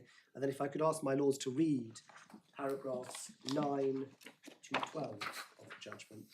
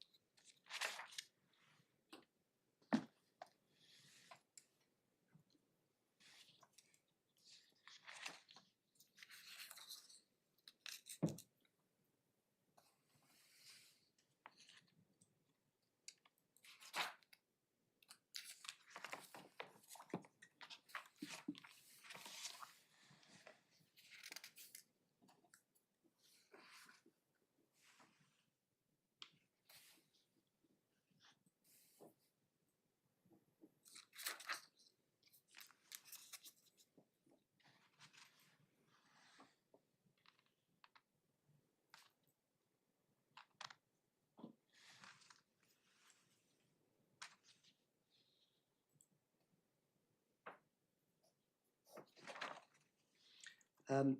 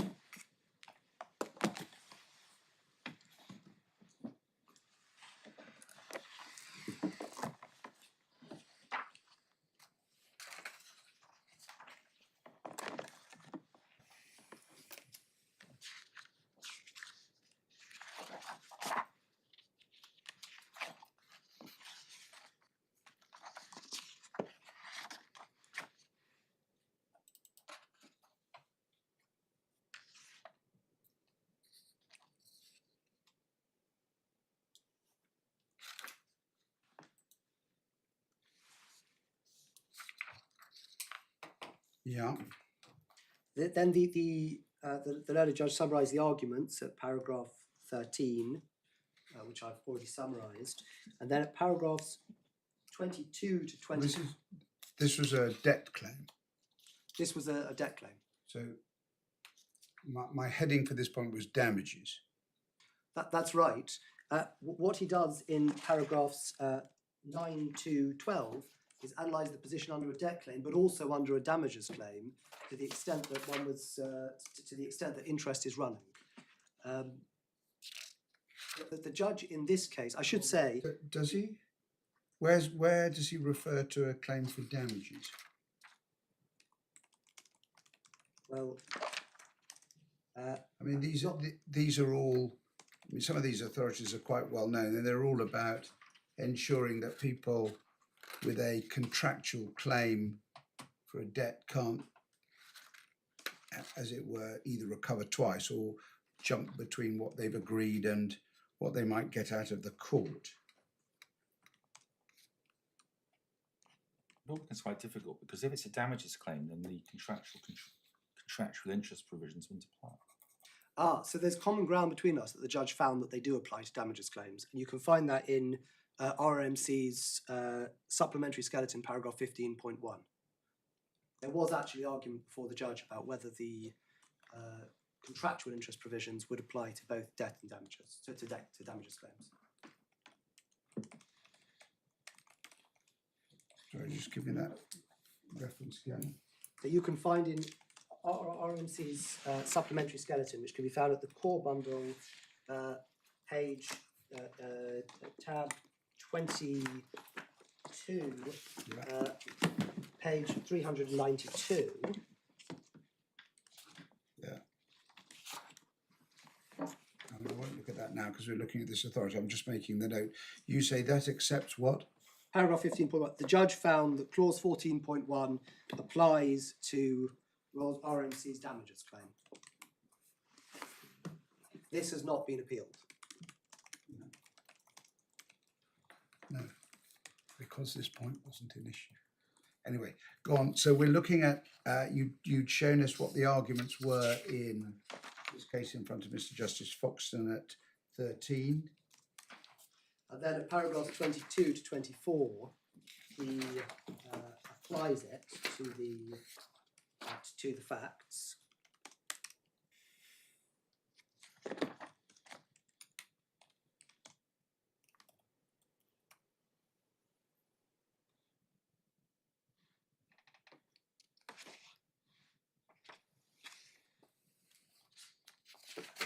Yeah. And it's just also worth looking at paragraph 20, subparagraph 3, which isn't quite on all fours with the present case, but where he says you can't you can't dress up a damages claim, a debt claim, as a damages claim, where you have both. No, as a failure to pay. As a failure to pay. You can't, yes. If it's a failure to pay an amount under a contract, you can't, that's a claim under the contract. You can't dress that up as a claim for damages. I get that. Yes. Now that's not on all fours with our case, because if No. there is a damages award, but in my submission, where you have a concurrent debt and damages claim for the same amounts, for the same items arising out of effectively the same cause of action, it would be artificial to suggest that section 35A subsection 4 would apply to the extent that it's a debt claim, but not to the extent that exactly the same claim arises in damages. Now, the principles that I draw from this authority are three. The first is that where a contract provides for interest to run on debt, the court has no power to award statutory interest because section 35A subsection 4 prevents it. The second is that where a contract provides for interest to run on damages, it would be improper for the court to exercise its discretion to award interest other than in the manner provided for by the contract. Well, the judge, in that case, Mr. Justice Foxton, said yes, unless there's a public policy. And the third is you can't bypass this by saying I'm claiming damages on a sum which is awardable as a debt so that interest effectively can be claimed twice. Now, in my submission, that's really the nub of this cross appeal. It's common ground there's a contractual interest clause. It's common ground that interest runs under that clause. The court shouldn't award interest twice just because the agreed liability cap is engaged on the particular facts of this case. Well, isn't it even more because the contractual interest clause says that there shall be no other remedy? Precisely. Now, what's RMC's real substantive response? Well, the heart of the point that RMC makes is that the liability cap operates unfairly in limiting the amount of contractual interest which it's entitled to recover. That's the way all limitation caps work. They limit the amount that a party can recover. It caps the interest in the same way that it caps the principal. They might regret agreeing to the clause, but that can be said with any liability clause. And that's not a reason for the court to award damages under the statute in circumstances where the parties agreed that it be caught by the cap. To do that would be to subvert the cap that the parties have agreed. Now, the other thing that RMC relies upon is some recent obiter comments in a case decided by Roger Tahar, sitting as a High Court judge earlier this year. The relevant case can be found at, the relevant case is quite long, but what I'm going to do is just take you to the relevant part of it, which starts in Authorities Bundle B, page 502.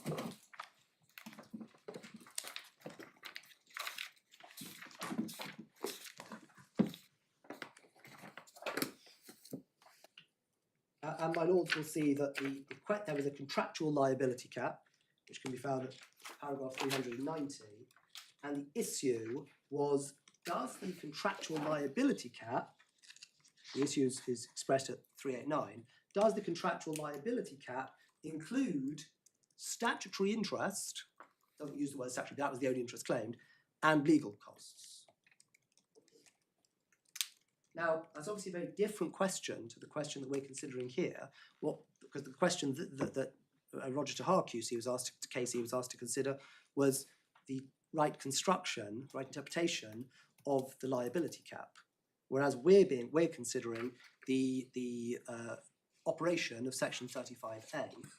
And my lords will see from the arguments there that there was various arguments about the interpretation of the liability cap, and it was pointed out that in previous cases, in Marker study, the judge had decided that on the interpretation of a liability cap, it would cover contractual interest, but not statutory interest or costs. And then Roger Tahar at paragraph 394 says, well, on my conclusions, in fact, he found damages so far below the cap that this was going to be immaterial. It's unlikely to have any materiality, so strictly this is probably over.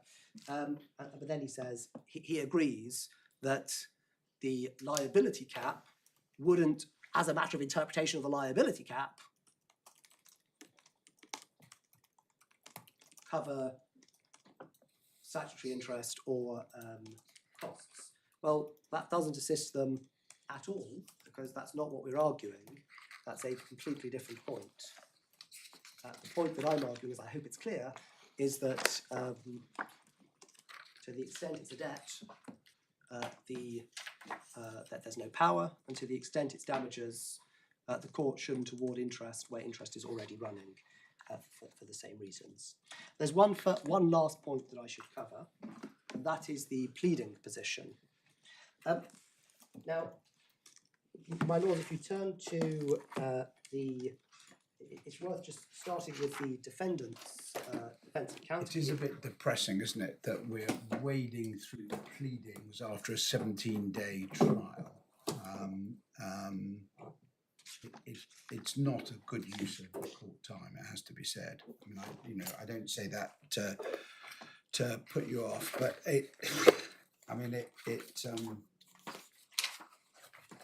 things have gone wrong when we're having to look at the pleadings to see whether something is or is not in.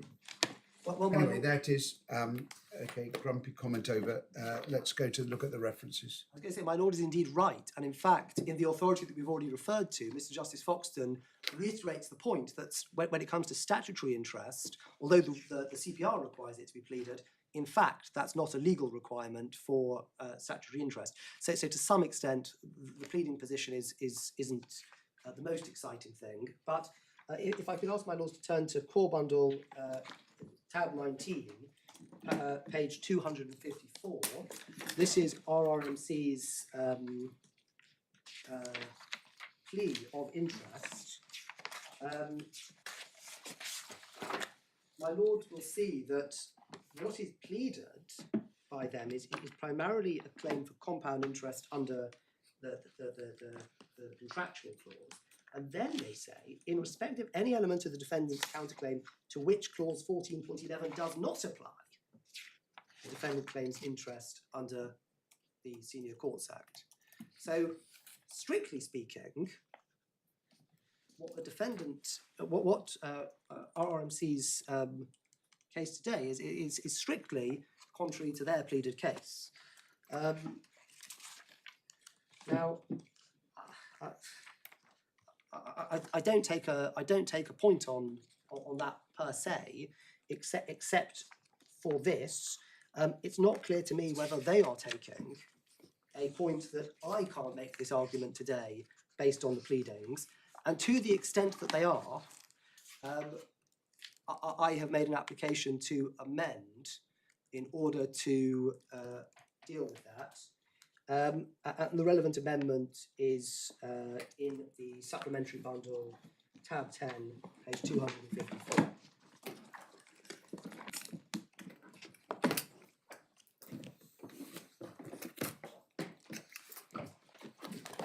I also appreciate that, well,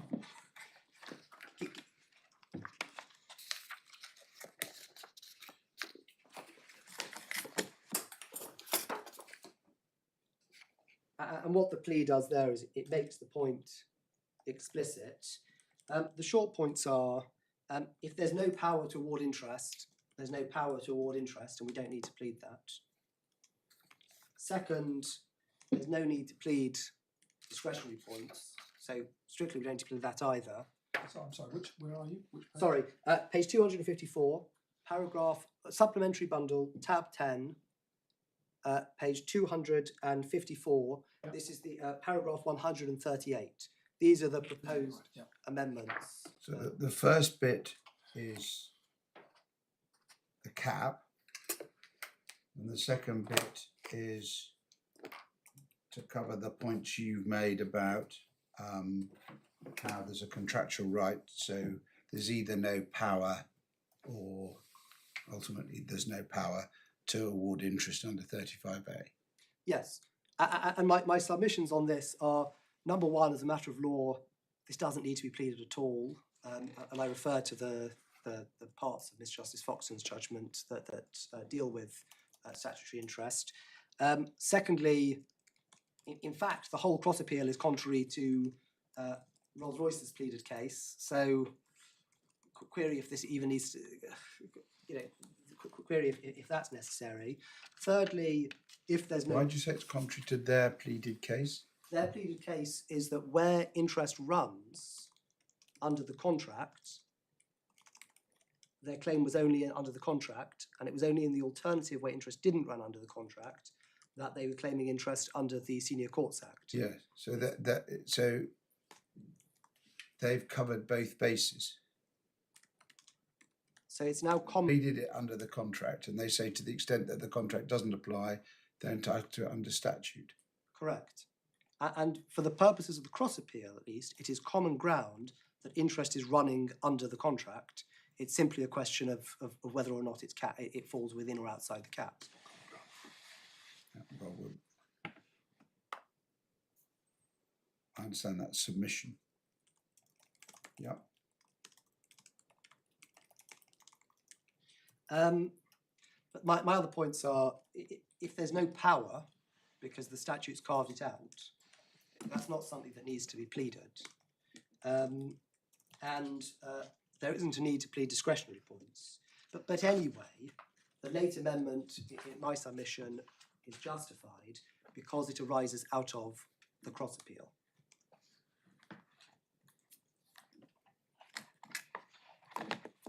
And another way... When you say the cross appeal, you mean the claim for statutory interest? Yes, my lord. Yeah. And the only final point I'd make on that is another way of looking at this would be to say, because these are all pure points of law, as my Lord Coulson points out, to be looking at pleadings at this stage is perhaps the wrong way to really be focusing on the issue. The question is this the kind of point which this court would allow a party to take as a new point on appeal? That would be an alternative way of looking at the same issue. And where there is a narrow point of law on which no other evidence turns, this court, in my submission, would be inclined, or should be inclined, to let that in. My lords, unless I can be of any further assistance. No, thank you very much, Mr. Shires. Mr. Charlton, unless you've got a burning desire, we'll start again bang on 2 o'clock. All right. Thank you both very much. All rise, please.